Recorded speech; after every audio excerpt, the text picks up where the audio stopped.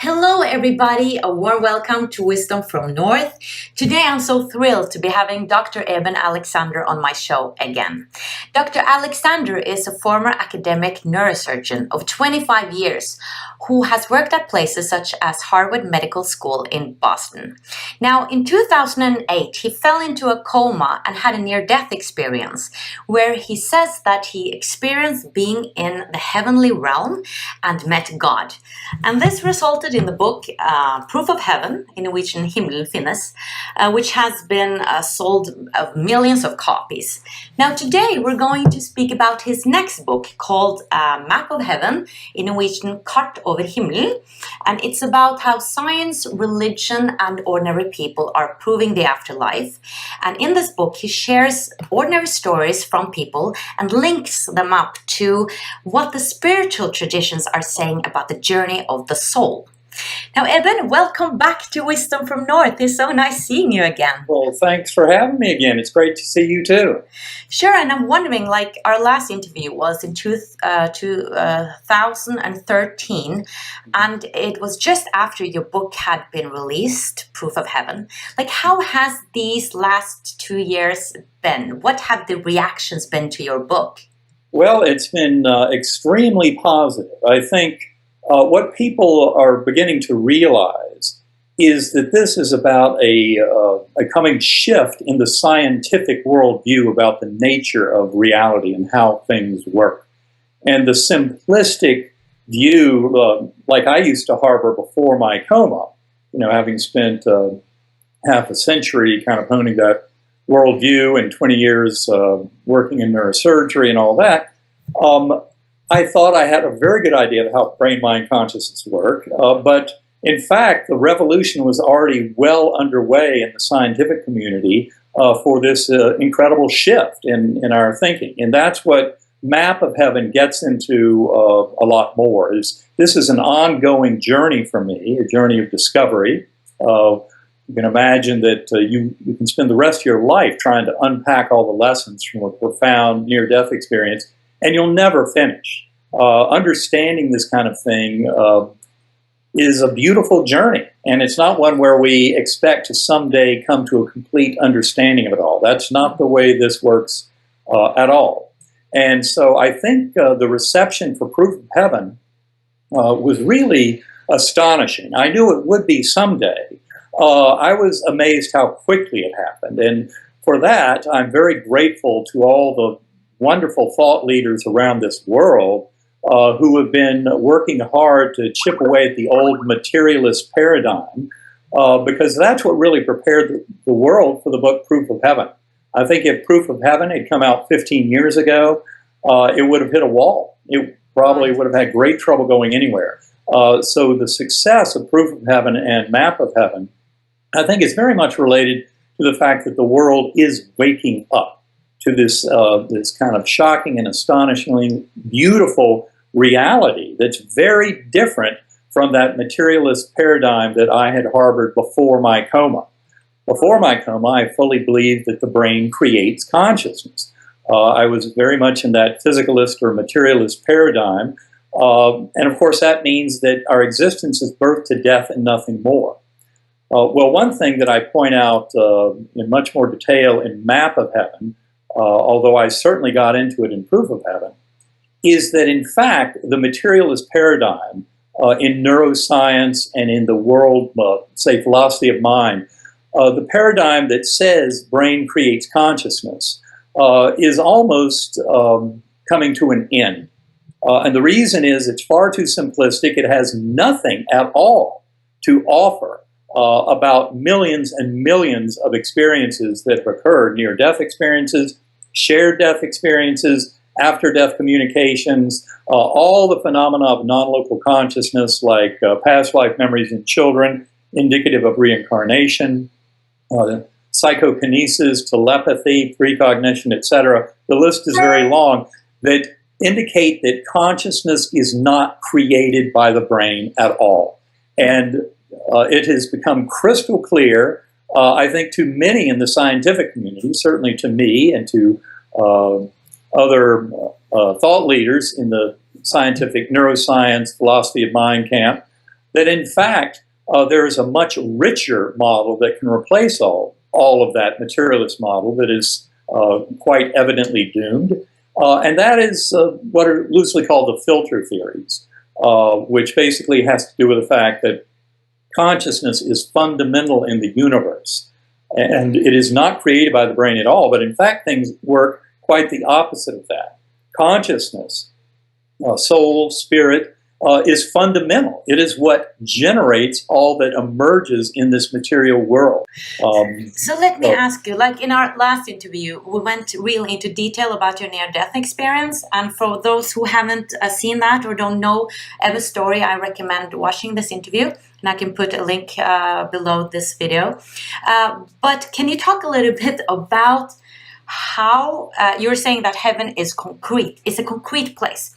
Can you speak about how it looks like? What do they have over there? What kind of laws is it?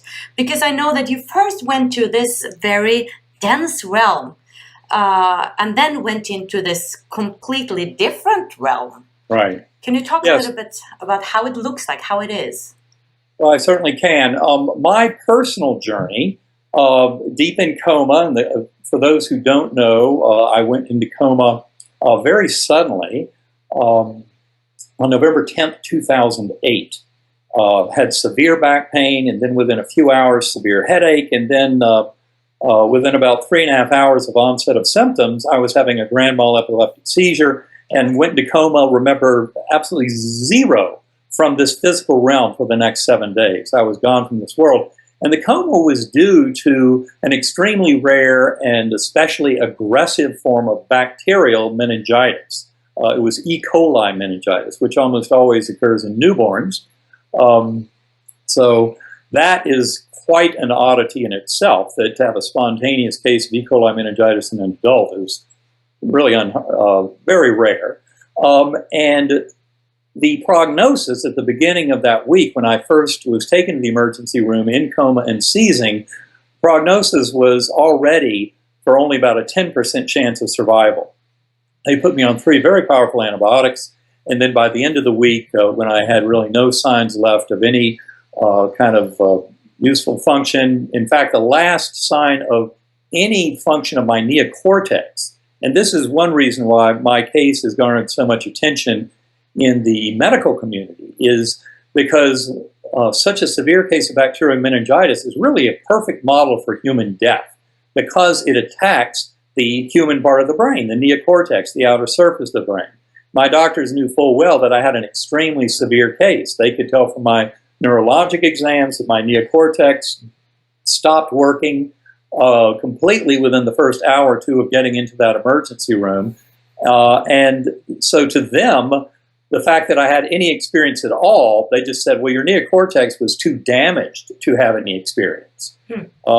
Now, another important part of my near-death experience is that I was amnesic for the life of Eben Alexander during the entire deep coma experience. And that's important. That you didn't remember who you were at I had all. no notion of anything about Eben Alexander's life. I had no words. I had no language. I certainly didn't remember any personal details, none of the religious beliefs, none of more than 20 years spent in academic neurosurgery.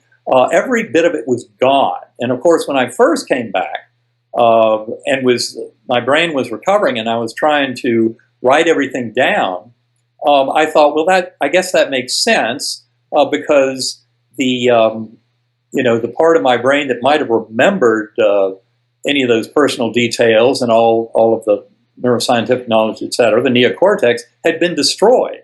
So it made perfect sense. But then, of course, as I got deeper and deeper into trying to explain it all, I started to realize that the real lesson here was that consciousness is completely independent of the brain. Right. In fact, we are conscious in spite of our brain. And consciousness, soul, spirit, is what runs all of this show. And, of course, we're aware of things in our conscious awareness here, and we experience that existence here in this physical realm. But it's important to realize that not all of that is happening in the brain at all. Now, getting back to your question about the experience, deep in coma, it started in that earthworm eye view, a very primitive, coarse, unresponsive realm, which I think in retrospect was the best consciousness that my physical brain could muster. while the entire neocortex, the human part, was being destroyed. But then that's why it was so interesting what happened next. But can I just ask you a little bit about that realm? Uh-huh. I have a theory. Is that the place we might go to when we have nightmares? Is that a real place? I think it's a very real place. Now, as I said, my initial understanding for many months after my coma was that earthworm eye view, as I called it, was simply the best consciousness that my physical brain could muster. As I've said, it gets more complicated than that. And you're right, I think it is a very real place. It's kind of that in limbo region where some souls can definitely get stuck. I've heard many people ask me, was that kind of foreboding underground earthworm eye view, was that purgatory or hell? Well, I would think hell would be at least a little bit interactive, and this was nothing of the sort. So I think in a sense you're very much on the right track. And then, of course, if you read the Tibetan Book of the Dead and some of the other traditional works on the afterlife, you find that kind of realm, the earthworm eye view, is commonly encountered. And I can tell you in my meditations, yes, I've been back there many a time to that earthworm eye view. And there are multiple levels in that heaven. You don't be thinking that there's this one little heaven and there you have it. It's different dimensions in a way. There are multiple layers as we get closer and closer to it. And this is actually a point of confusion for some of the skeptics, because there is the level which I call the Gateway Valley, which is where I went initially from that earthworm eye view, from that very foreboding underground world. Up came this spinning white light, a clear white light with fine white and gold tendrils off of it, that came towards me, slowly spinning around. And as it came towards me, it had a beautiful musical melody. And it opened up like a rip in the fabric of that ugly earthworm eye view and led up into this brilliant valley, ultra real, alive, rich, fertile, beyond any possible words or description. In many ways, I would say that part, the gateway, is a part that often takes on characteristics that are important for the given soul that's experiencing that. And that's where there can be differences in our journeys. And what we end up seeing at that level, I believe, is something that has great importance to the soul and soul group that is experiencing that. But when we come back to this world, especially from visiting that place, if we haven't gone deeper, what we've seen is something that has a lot of commonality among all the experiences reported over thousands of years. And that is what is so striking, are the similarities. But important to point out, there are also differences, and those are tailored to the individual soul and soul group that is the journey. They're kind of seeing what they need to see. I mean, I've heard that people that are Christian are seeing Jesus, and people that are Buddhists are seeing Buddha. Is that That's true? Yeah. Now, part of that, of course, is that when we come back to this world, and from having been to a place that's much more real than this world, and that is very hard to express to people, but that is absolutely the case. And of course, that's what more than half of near-death experiencers by the millions report, is that ultra reality, which is a very hard thing to put into words. It has to do with the way that information is conveyed. We're used to the situation in the material world in our bodies where we get information from our eyes, visual input, auditory input in the ears, sense of touch, etc. And these kinds of very narrow sensory channels give us a way of kind of appreciating this world around us. Now, when you're in that realm, the channels are wide open. It's like drinking from a fire hose, and consciousness becomes far, far greater, which is a big shocker, and especially, I think, a huge part of the mystery to me when I came back to this world and was trying, as my memories of my life before were coming back, because I knew exactly where I'd been when I came back to this world. I mentioned a few minutes ago when I came back, I remember nothing of Eben Alexander's life, but I remembered everything about where I'd been deep in coma. And that journey, seemed to last for months or years. It was a very extended odyssey, although it had to fit within 7 Earth days. I think the important thing to point out is this is not about knowledge that one can only get through a near-death experience. Another part of my work, and this is something I get into deeply in the book, The Map of Heaven, is the work in meditation. Because by being a conscious being, any one of us can go into our consciousness and end up coming away with the same lessons that one learns on a deep transcendental near-death experience. You do have to put in the work. It involves extensive meditation. I got very much into meditation beginning about 2 years after my coma. It was becoming crystal clear to me that a deeper understanding of consciousness was essential to any kind of further understanding of the lessons from my deep coma journey. That's when I started my work with Karen Newell of Sacred Acoustics, and those who are interested in learning more about the sound meditations that we put out there, you can go to sacredacoustics.com or read Map of Heaven, and the appendix to Map of Heaven is entitled The Answers Lie Within Us All. But do you think it's easier for you since you've had a near-death experience? Because I know many people are meditating and nothing happens. And Yes. it seems like people who've had these experiences all of a sudden get psychic abilities as well. And it seems much easier for you guys. Well, yes, it is easier because of what happened to me, but I will also tell you, I know a lot of people that I've met in the work with Sacred Acoustics who've never had an NDE, who've had very profound insights in meditation through these kind of techniques. Again, it takes the work. You don't just go out and meditate 5 or 10 times and then say, well, it's not for me. You have to put in the work. I try to meditate 2 or 3 hours a day. I've been doing that for more than 4 years now. And it's a crucial part of it. I had gone back and revisited those realms that I went to deep in my coma experience many a time, not just to recover the memories from the journey, but to re-access the same guides, the same beings, entities, souls, that infinitely powerful divine, that God that I called when I came back, because for me, the word God was a puny little human word that didn't remotely do justice to the power and awe and majesty of that being, that creative source of pure, unconditional love at the core of the universe. But that is something I get in touch with all the time now in my meditation. That's why the Sacred Acoustics work is so crucial, and I work with them side by side in helping to generate some of these what we call journeys, sound journeys. I can actually, sorry.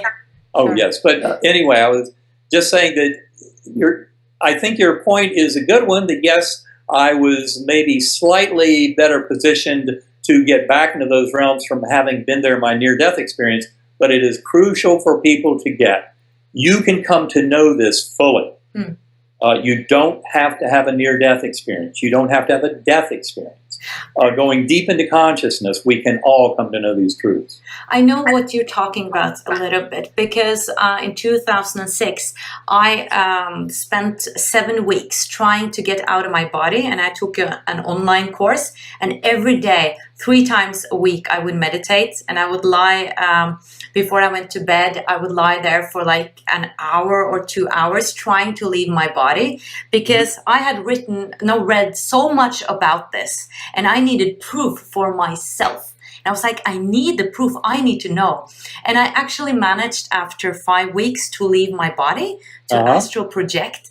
And after that, I haven't been in doubt that there is another existence. But I have no idea where I went. Like, I didn't go to a place like you were explaining. It was kind of confusing. It wasn't very dense, but it was everything I thought of just appeared. And I don't know actually where I went to. I think I went to the astral realm.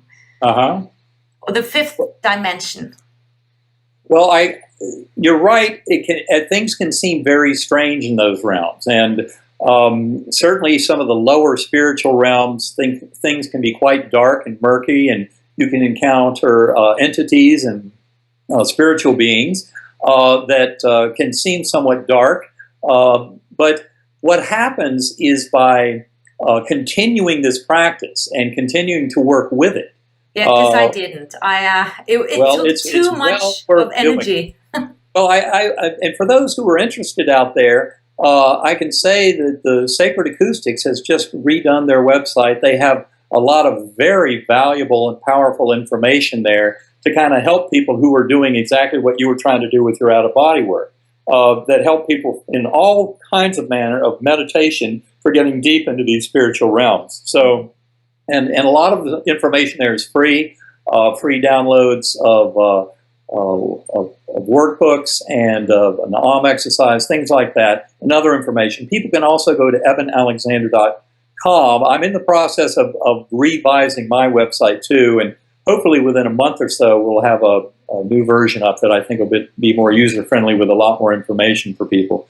But for the time being, the Sacred Acoustics website has recently been redone, and it's well worth a visit. So a lot of information there. But it does take continued effort for people to do this. Yes, I know. And I would probably had more success if I would have continued it, but it takes a lot of time. But it's all about dedication. It is worth the time, I promise you. So yeah, that's the thing. Get back into it. But let's go over to the theories, the skeptics or the materialistic scientists are talking about the big theory of everything, because you're talking about this in the book.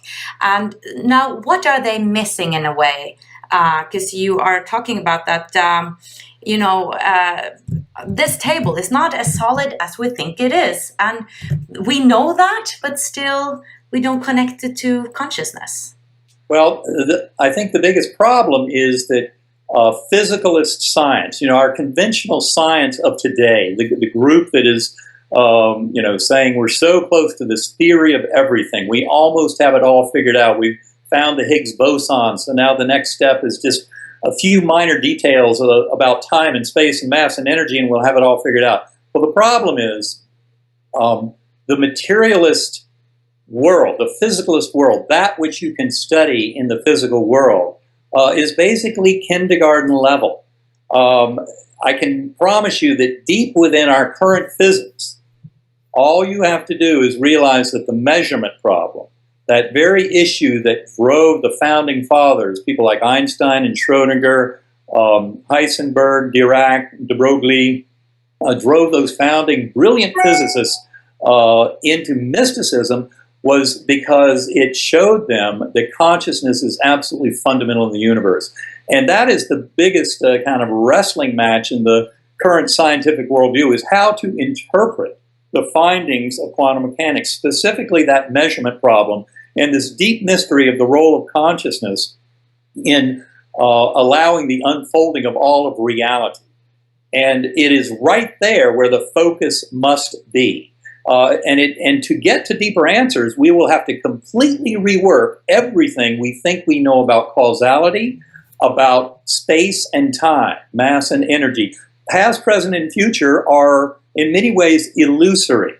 Even Einstein knew this, even though he had trouble with the entanglement phenomenon of quantum mechanics. He called it spooky action at a distance. He kept thinking that there would be some way that the materialists could rescue the world through what he called hidden variables. But every experiment keeps proving beyond the shadow of a doubt the reality of those original mystical observations of the physics community, that basically, and this is something that is even shown in the most recent experiments in the last year or so, delayed choice quantum eraser experiment, things like that, that in fact there is no objective reality out there ticking away independent of consciousness. And this is the part that our current science needs to come full force into addressing before they even remotely begin to understand what this is all about. But given that consciousness is the only thing that any human has ever really known, is the inside of my own consciousness. The external world, it's important to point out, remember that all that stuff out there, the entire universe that we all know is out there. What you have experienced of all that out there has never been anything but the inside of your own mind, your own consciousness.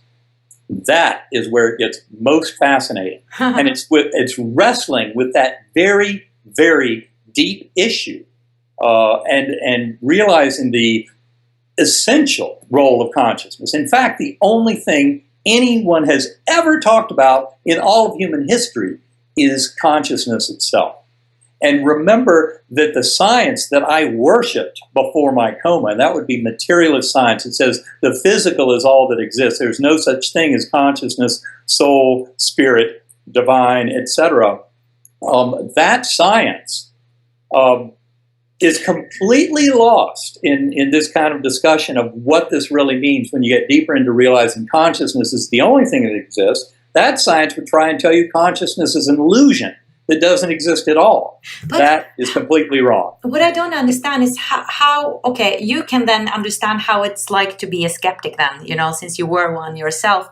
Like, how would you then, at that time, before the coma, explain that, you know, physical materia is formed by atoms, which is just, between the atoms there is space, and space is bendable, so nothing is really solid. Like, how do they explain that? You know, it's really thanks to the materialists that we're at this point where we can now move to the next level. Because the materialists, physicists who believe in pure materialism, cosmologists, the efforts over the last many decades of scientific advances have shown us that there really is no material to the material world. It's vibrating strings of energy in higher dimensional space-time. It certainly doesn't have the kind of length, the mass, the inertia, the heft. All of that is an illusion. Vibrating strings of energy in a higher dimensional space-time is the best way to look at what it is. And in fact, we have such little an understanding of how time and causality work that we still kind of tend to believe in that flowing river of time, past, present, future, that even Einstein realized was an illusion. And that is where this is all headed, is a realization that past and future are in many ways equally murky illusions that don't even really exist. They're constructs of consciousness on this side of the veil. Now, the materialist science, as I said, getting back to, there's a beautiful quote from Sir James Jeans, who was one of the quantum physicists working in all of this in the mid-20th century, that deep mystery of the measurement problem. He said that the universe begins to look much more like a great thought than a great machine, that we should herald mind as the creator and governor of this realm. And that is absolutely right. That is where this world is headed as our science begins to mature and expand its boundaries and fully embrace the deep mystery of consciousness itself, which is really the only mystery.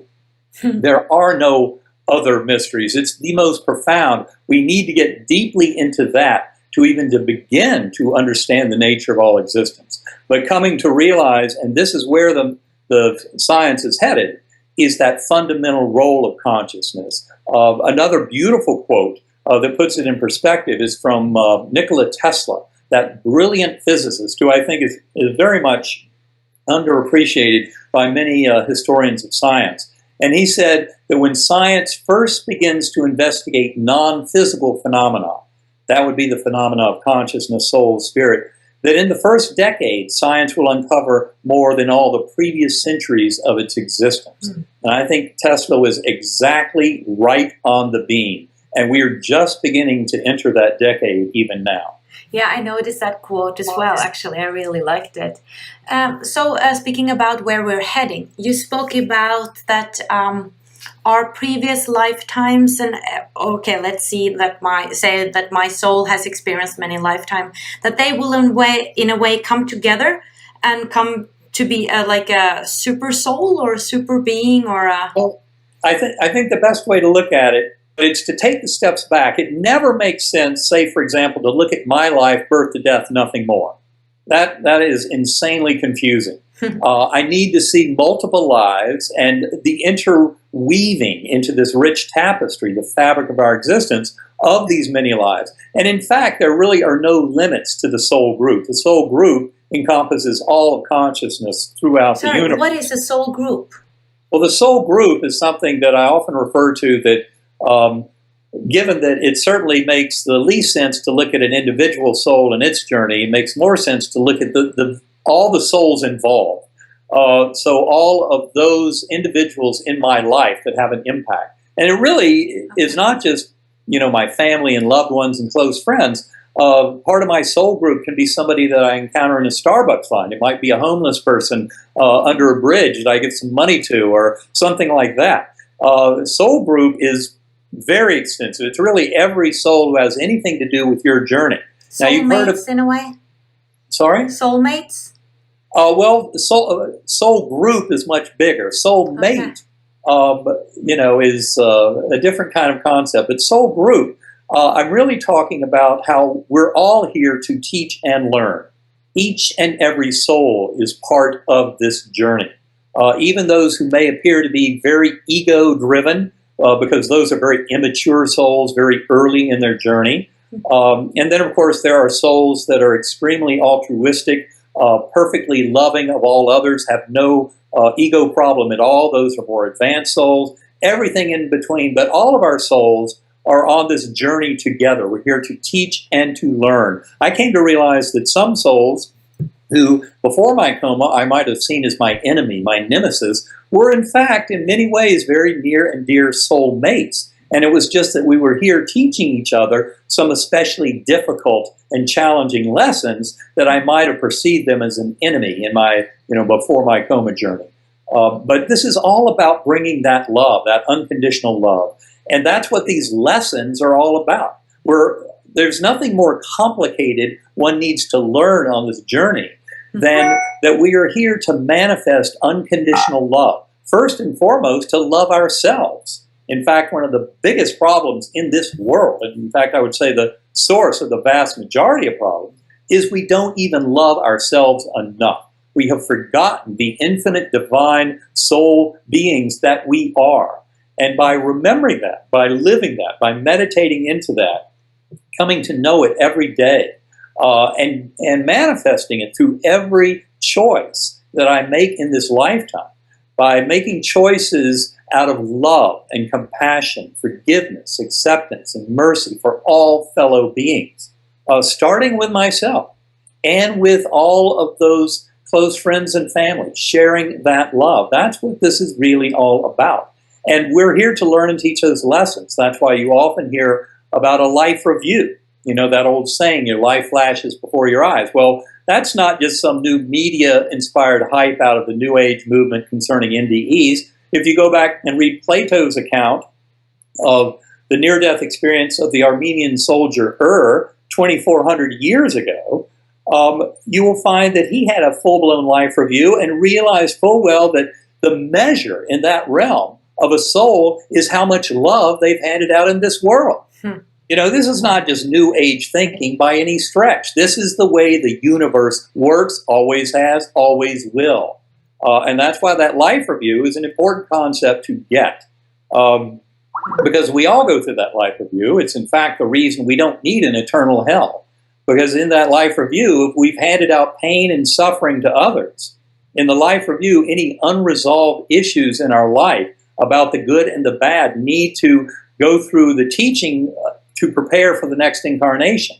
And that teaching involves our having to relive any specific events of our life where we may have hurt or especially helped other beings. We have to relive those events and feel the impact on the other beings. This is part of what I said earlier about this ultra reality and the way that it's like drinking from a fire hose. Consciousness in that realm is so overwhelming and shocking. That's why an entire life review, absolutely complete in detail of all the pertinent events in somebody who comes back, say, with an NDE, a near-death experience, that whole life review can happen like that.